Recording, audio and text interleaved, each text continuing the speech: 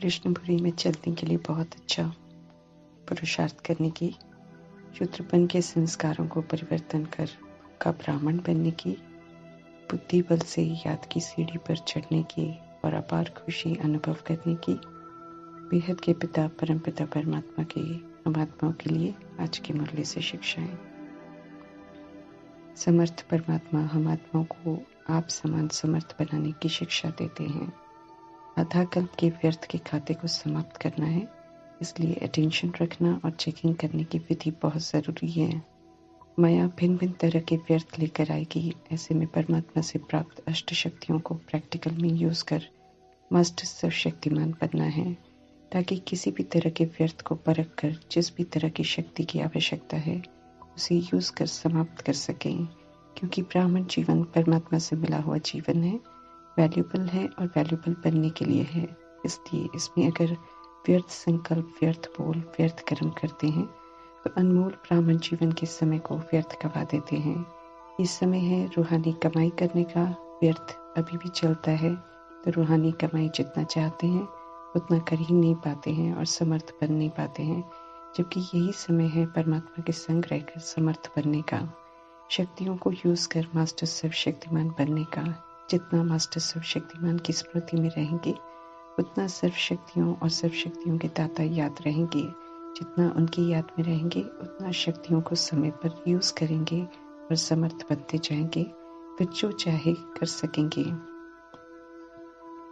जो भी परमात्मा की श्रीमत के विपरीत है वो व्यर्थ है, इसलिए श्रीमत प्रति अटेंशन रखना है और खुद को व्यर्थ से मुक्त रखना है। अटेंशन नहीं होता है तो व्यर्थ के प्रभाव में आ जाते हैं। इसलिए मीठे परमात्मा समझ देते हैं कि सिर्फ अमृत वेले की याद के समय या क्लास के समय में अटेंशन नहीं देना है, बल्कि सारा दिन ही बीच बीच में भी हर घंटे में अटेंशन और चेकिंग की विधि को अपनाकर सोच बोल कर्म और स्वस्थिति को आत्मिक और कल्याणकारी अर्थात समर्थ रखना है। अटेंशन पर अभ्यास होगा तो व्यर्थ न सोचेंगे, न बोलेंगे, न करेंगे। चेकिंग और अटेंशन की विधि से किसी भी तरह के व्यर्थ का खाता समाप्त हो जाएगा। व्यर्थ भी अपवित्रता है ब्राह्मण जीवन में। इस अपवित्रता से भी हमें खुद को मुक्त करना है और समर्थ संगम युग में समर्थ बनने के अनादि आदि संस्कार बनाने हैं और समर्थ युग सतयुग अर्थात सचखंड में जाने लायक बनना है। वहाँ व्यर्थ का नाम निशान नहीं होता है।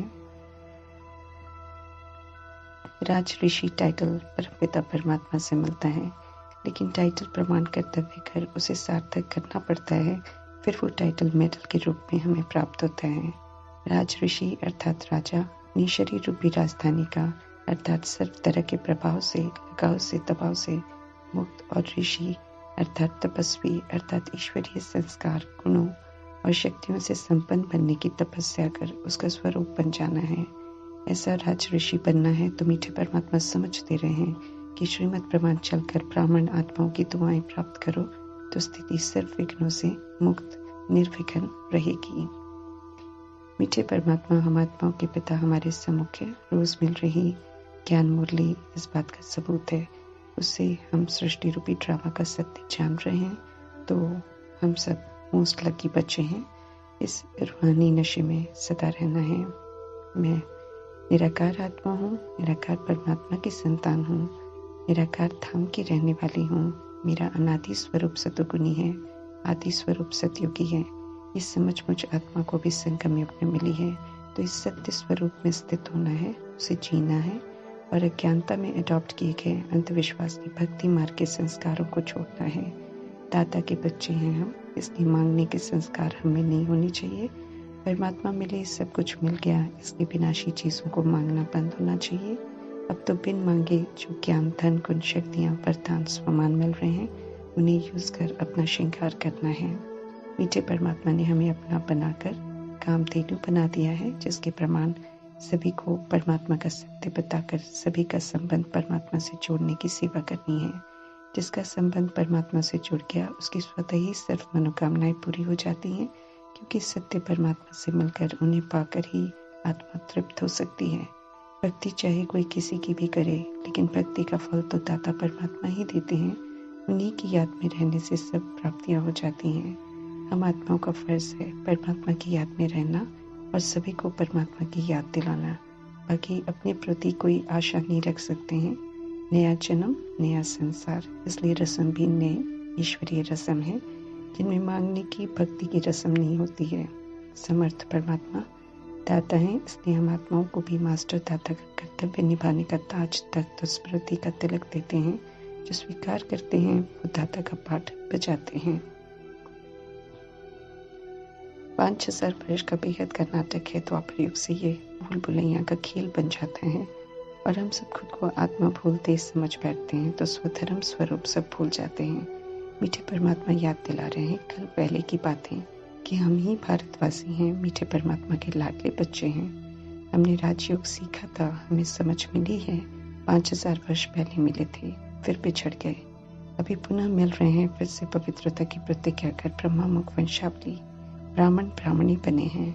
हम आत्मा से डायरेक्ट बात कर रहे हैं, परमात्मा सत्य स्पष्ट कर रहे हैं। तो समझकर ड्रामा पूरा होने से पहले श्रीमत पर चलकर स्वराज्य अधिकारी बन, राजा बन, शरीर रूपी राजधानी को चलाना है। फिर फरिश्ता स्थिति बनानी है, अर्थात एक परमात्मा से बुद्धि का योग लगाकर निरंतर सेवा पर रहना है। परमात्मा से जो प्राप्त हो रहा है वो सभी को देते रहना है। विधि पूर्वक चलने वालों को मीठे परमात्मा राजाओं का राजा अर्थात स्वर्ग का मालिक बनाते हैं। वर्तमान में ये परमात्म कर्तव्य चल रहे हैं, हर बात की समझ दे रहे हैं परमात्मा। मनुष्य सृष्टि के वृक्ष के सत्य का विस्तार, आत्माएं कैसे पाठ बजाती हैं, कैसे दाता से मांगते अर्थात पूज्य से पुजारी बन जाते हैं। अभी मीठे परमात्मा पुनः पुजारी से पूज्य बना रहे हैं, तो अपनी जिम्मेवारी को समझना है। कल्प वृक्ष के नीचे बैठे हैं, वृक्ष की नींव है। शक्ति सेना पांडव बन फाउंडेशन लगा रहे हैं, तो मजबूत बनना है। ज्ञान रूपी खजानों से संपन्न बनना है और बनाना है।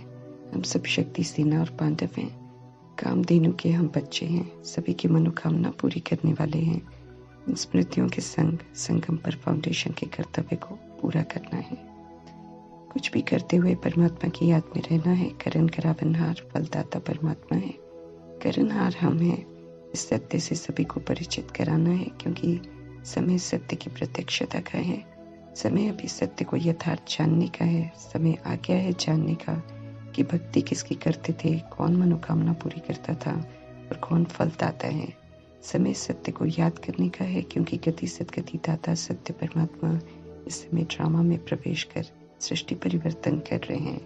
पतित आत्माओं को पावन बना रहे हैं। एक ही दाता परमात्मा सब कुछ देते हैं भक्ति में, इन डायरेक्ट और अभी डायरेक्ट दे रहे हैं। तो सर्व संबंधों से जोड़कर सर्व खजानों से हमें संपन्न बनना है। श्री कृष्ण, श्री नारायण, श्री लक्ष्मी का उदाहरण देकर समझ देते हैं परमात्मा कि इनकी आत्माओं ने भी संगम युग में परमात्मा का बनकर पुरुषोत्तम बनकर संपूर्ण निर्विकारी 16 कला संपूर्ण सर्वगुण संपन्न संपूर्ण वैष्णव बनकर वैकुंठ का राज्य भाग्य लिया है। वे पुनः मीठे परमात्मा हम आत्मा को कह रहे हैं कि चलो कृष्णपुरी में चलकर संपूर्ण निर्विकारी दुनिया में श्री कृष्ण के संग पाठ बचाने लायक बनो, जहाँ अप्राप्त कुछ भी नहीं है। अभी स्मृति में रखो कि तुम स्टूडेंट हो, ईश्वरीय पढ़ाई पढ़ रहे हो, नर से नारायण बन रहे हो।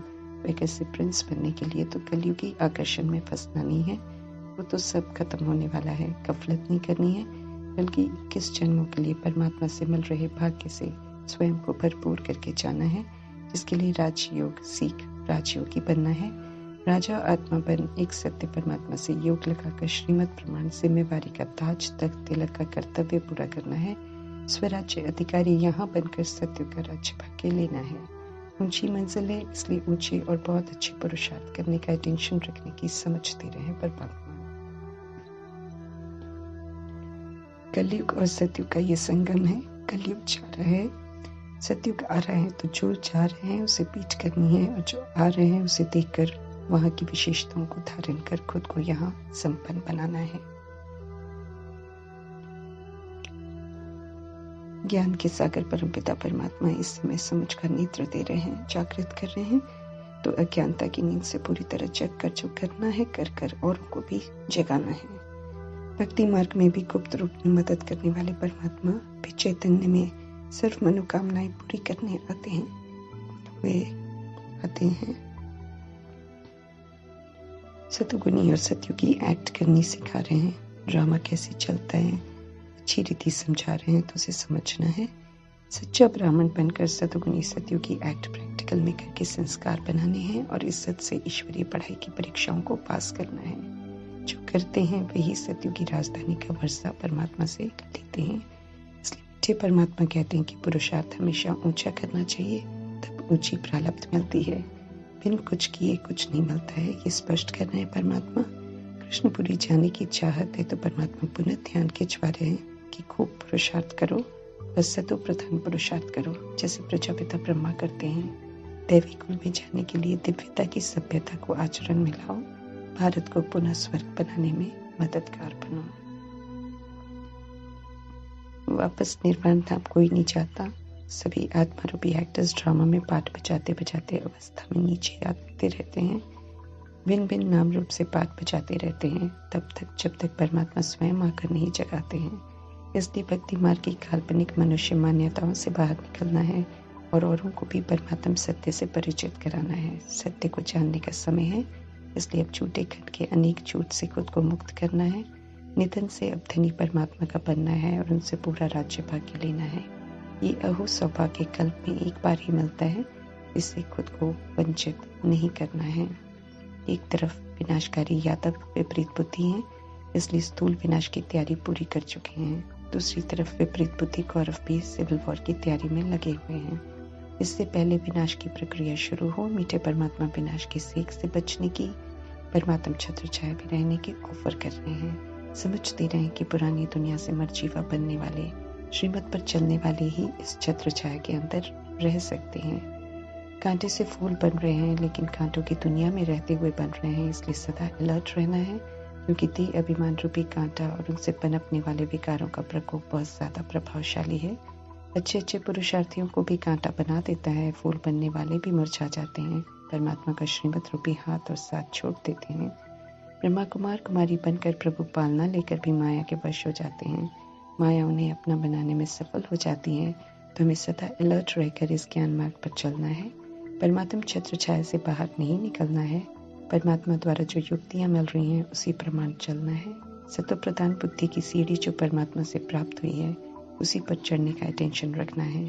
परमात्म याद में रहना है, साइड सीन्स बिल्कुल नहीं देखने हैं। देखेंगे तो सुख घनेरे का वर्षा प्राप्त नहीं कर सकेंगे। ये परमात्मा स्पष्ट कर रहे हैं कि बुद्धि की सीढ़ी देना उनका काम है, लेकिन उस पर चढ़ना न चढ़ना हमारा काम है। चढ़ेंगे तो परमात्मा जिम्मेवारी लेंगे, नहीं चढ़ेंगे तो हम स्वयं के लिए खुद ही जिम्मेवार हो जाएंगे। फिर कोई सुनवाई और बचाव नहीं होगा। ओम शांति।